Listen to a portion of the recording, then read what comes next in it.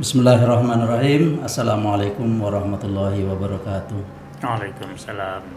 Syukur alhamdulillah, segala puji bagi Allah Subhanahu wa taala. Selanjutnya salawat dan salam buat junjungan kita Nabi besar Muhammad sallallahu alaihi wasallam. Sahabat PTA Pekanbaru yang berbahagia, kembali berjumpa lagi dengan kami dari Dapur Podcast Pengadilan Tinggi Agama Pekanbaru.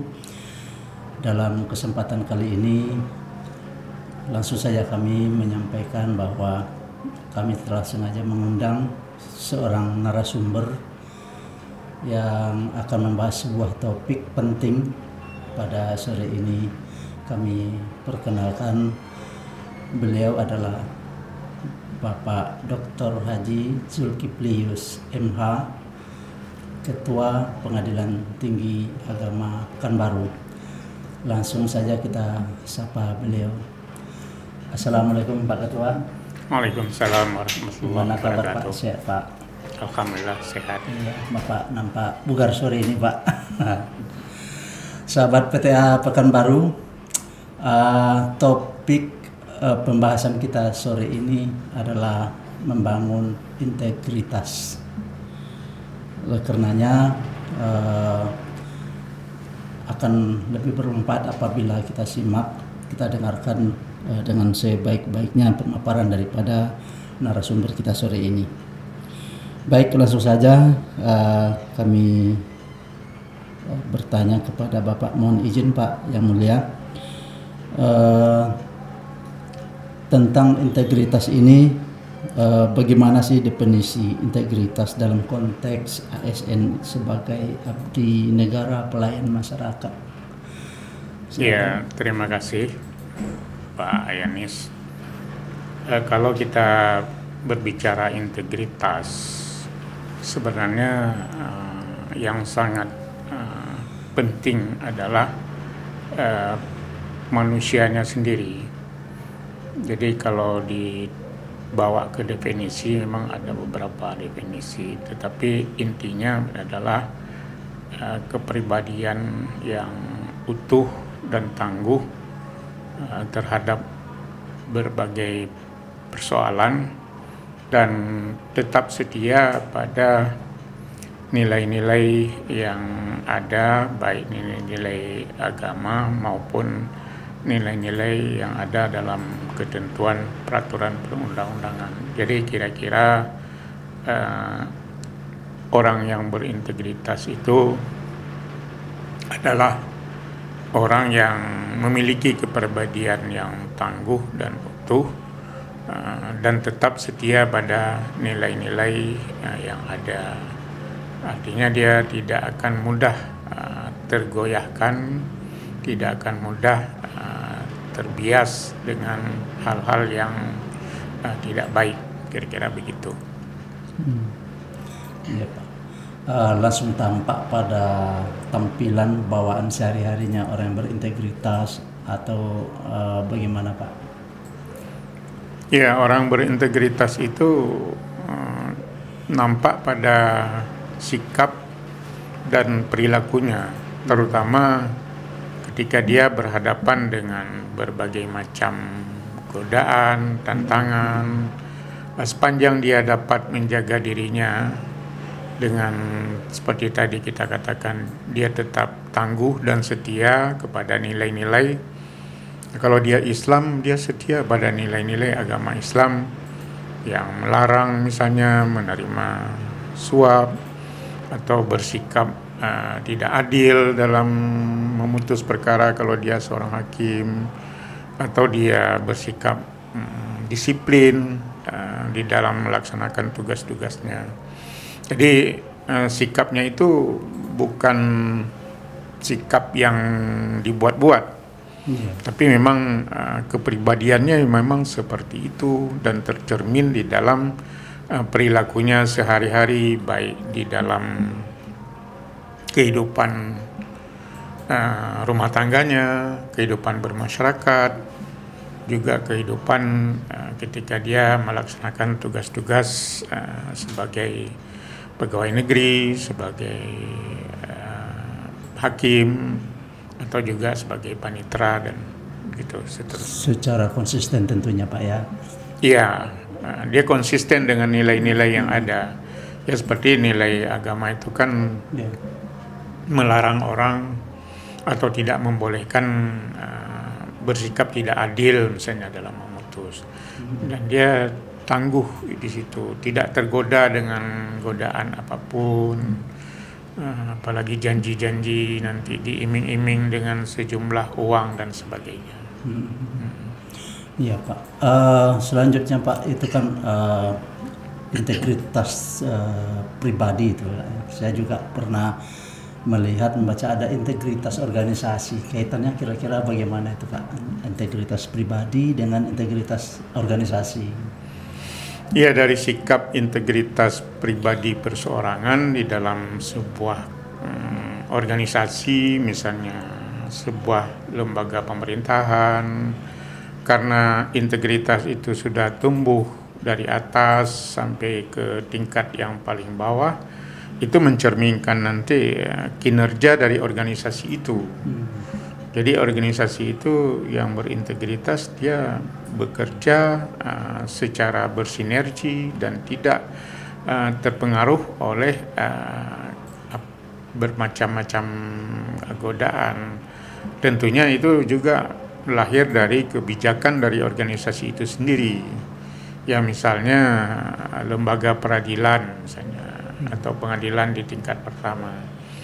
Kalau organisasi itu sudah berintegritas, maka semua kebijakan organisasi itu bermuara pada kegiatan dan tanggung jawab organisasi untuk memberikan pelayanan yang maksimal kepada masyarakat pencari keadilan.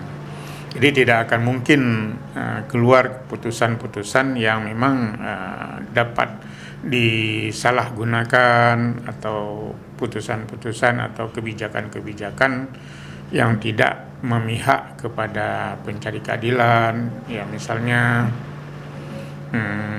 kebijakan yang ada istilahnya kalau bisa dipersulit, kenapa dipermudah? Itu kan bertentangan dengan nilai-nilai yang ada gitu. Intinya integritas harus dimulai dari lingkup personal, baru akan berimbas ke secara komunal begitu Pak ya. Iya. Tetapi kan yang namanya sesuatu itu yang lebih bagus kan tidak bottom up tapi top down. Jadi dari atas memberikan contoh, memberikan teladan, kemudian diikuti oleh yang bawah atau di tingkat bawah. Nah, kemudian melahirkanlah tindakan, sikap dari aparat itu dari seluruh komponen yang ada di dalam organisasi tersebut, sehingga wajah atau organisasi itu tergambar sebagai organisasi yang berintegritas. Jadi bukan lahir kebijakan saja yang bersifat kebaikan, tetapi juga diikuti oleh aparat atau pelaku-pelakunya, terutama hakim dan para pejabat pelaksana kepaniteraan dan lain-lainnya. Baik Pak, akhir-akhir ini lembaga Mahkamah Agung Republik Indonesia diterpa persoalan secara tidak langsung juga akan menggerus integritas organisasi ataukah itu integritas pribadi. Lalu bagaimana pendapat Bapak? Sejauh mereka-mereka yang integritasnya tergerus atau ya menyimpang, tapi pada dasarnya tidak bisa divonis bahwa itu adalah sikap dari organisasi tersebut atau lembaga tersebut, karena memang seseorang itu mungkin saja dia tidak berintegritas, tetapi yang pertama harus dilihat kebijakan atau aturan yang dibuat oleh lembaga tersebut apakah mendukung adanya integritas atau sebaliknya. Nah, misalnya ada kebijakan yang memberi izin orang untuk menerima suap atau menerima tips dan sebagainya, bahwa ada satu dua yang menyimpang dari itu tidak bisa divonis bahwa atau diberikan stempel bahwa itulah organisasi itu yang bermasalah. Karena masih banyak, misalnya kalau kita lihat di lembaga kita, masih banyak hakim, masih banyak pegawai kita, PP kita yang berintegritas. Memang ada satu dua, tapi jangan dianggap bahwa semua seperti itu. Itu yang perlu dipahami, dimaknai. Ya, artinya misalnya kalau kita bawa ke ajaran agama Islam, apakah karena ada orang Islam yang mencuri berarti orang Islam itu memang pencuri? Kan tidak. Tidak, iya. Ya, kira-kira seperti itulah pemahamannya. Makasih Pak. Kemudian Pak, menurut Bapak seberapa penting integritas ini tertanam dalam hati masing-masing ASN, Pak? Sangat penting sebenarnya. Yeah. Karena kalau seseorang itu berintegritas, bersikap utuh, tangguh, kuat, dan setia pada nilai-nilai agama terutama, itu akan memberikan pengaruh kepada dia sebagai orang yang memaknai dan melaksanakan prinsip hidup sebagai hamba Allah yang beriman dan bertakwa. Jadi kalau orang bertakwa itu kan di dalam agama Islam, kata ulama, hiyamtisalu awamirillah azza wa jalla wajtanibu nawahihi sirran wa alaniya. Jadi takwa itu melaksanakan segala perintah Allah azza wa jalla dan meninggalkan segala larangannya, baik secara sir atau sembunyi-sembunyi maupun secara terang-terangan. Jadi itu nanti akan berpengaruh pada kehidupan dia. Nanti pada akhirnya dia akan menjadi orang baik, orang yang tidak mengganggu orang lain, memberi kemudaratan kepada orang lain, dan itu pada ujungnya juga memberikan ketenangan kepada dia sebagai manusia. Saya pikir itu. Ya Pak. Integritas ini kan nilai positif ini Pak ya. Tentunya dalam agama Islam sangat dihargai oleh Allah Subhanahu wa taala. Kira-kira ini akan menjadi amal ibadah tidak Pak bagi seseorang yang punya integriti bagus, Pak? Iya, tentu. Tetapi kan integritas itu juga harus dibarengi dengan ketakwaan kepada nilai-nilai agama. Ada sih orang yang berintegritas baik, tapi mungkin ya tidak melaksanakan nilai-nilai agama. Tapi biasanya orang yang berintegritas itu dia akan, seperti saya katakan tadi, di dalam konsep Islam itu dia akan menjadi orang yang bertakwa. Jadi orang bertakwa itu melaksanakan perintah Allah, meninggalkan larangannya, baik sembunyi-sembunyi maupun terang-terangan. Sirran wa alaniyah. Baik Pak, ini Pengadilan Tinggi Agama Pekanbaru sudah meraih WBK Pak dalam pembangunan zona integritas. Nah, tentunya tak terlepas dari kiprah Bapak dalam mempertahankan predikat itu Pak. Kira-kira bagaimana trik, kiat ataupun rahasia Bapak untuk menjaga integriti baik secara personal bagi pegawai maupun secara organisasi? sesuatu itu yang sudah kita peroleh tentu harus kita jaga, kita rawat, dan juga kita tingkatkan. Jadi walaupun misalnya PTA Pekanbaru itu sudah memperoleh predikat WBK, tetapi tidak cukup dengan penghargaan saja. Ya.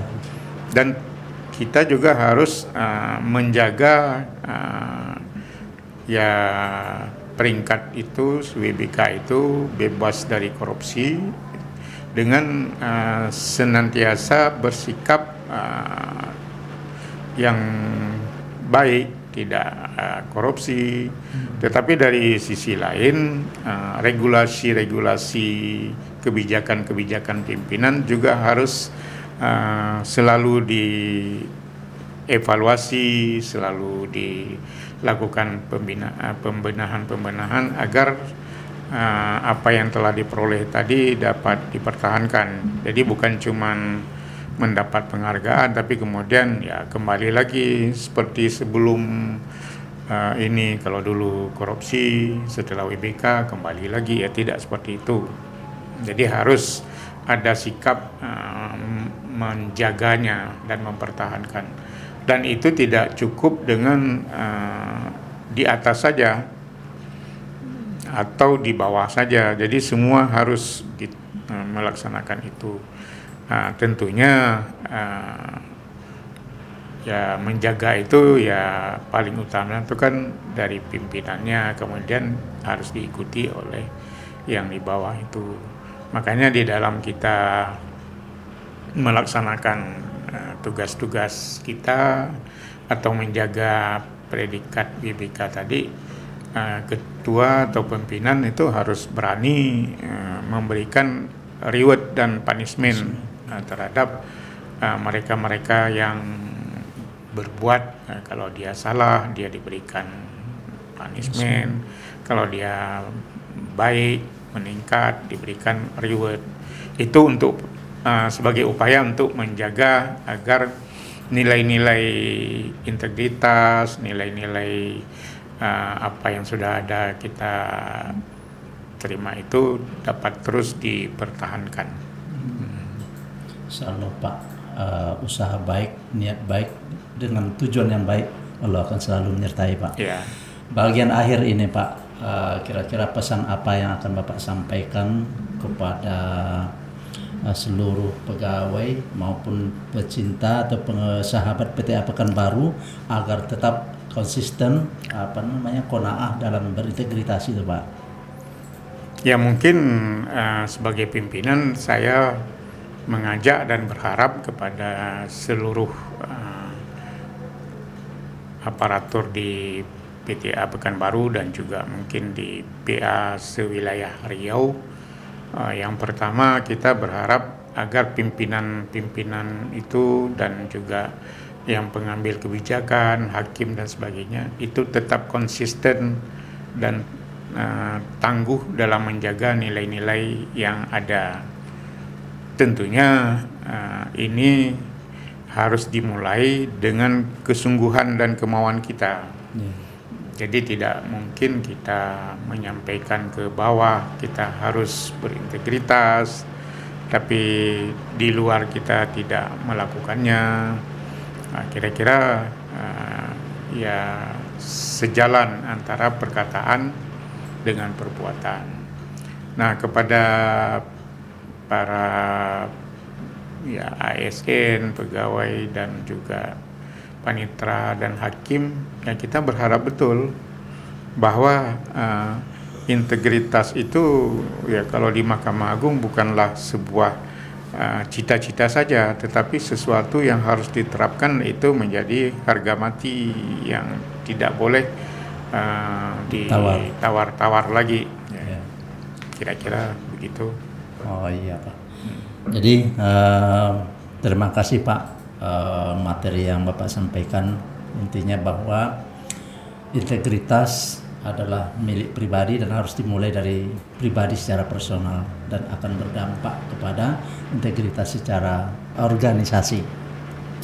Kemudian integritas pada akhirnya akan bernilai ibadah, mendapatkan pahala di sisi Allah Subhanahu wa taala apabila kita mengamalkannya dengan niat yang tulus dan ikhlas. Sehingga kita semua tidak perlu khawatir, tidak perlu ragu-ragu untuk tetap konsisten menjaga integritas kita demi kebaikan diri kita, demi kebaikan organisasi kita, khususnya di Lembaga Mahkamah Agung Republik Indonesia. Terima kasih sekali lagi Pak narasumber, Pak Ketua. Mudah-mudahan Allah Subhanahu wa taala senantiasa memberikan Bapak kesehatan. Amin. Dan sukses dalam karirnya Pak. Demikian podcast kita pada kesempatan ini kami sudahi dengan Assalamualaikum warahmatullahi wabarakatuh. Waalaikumsalam.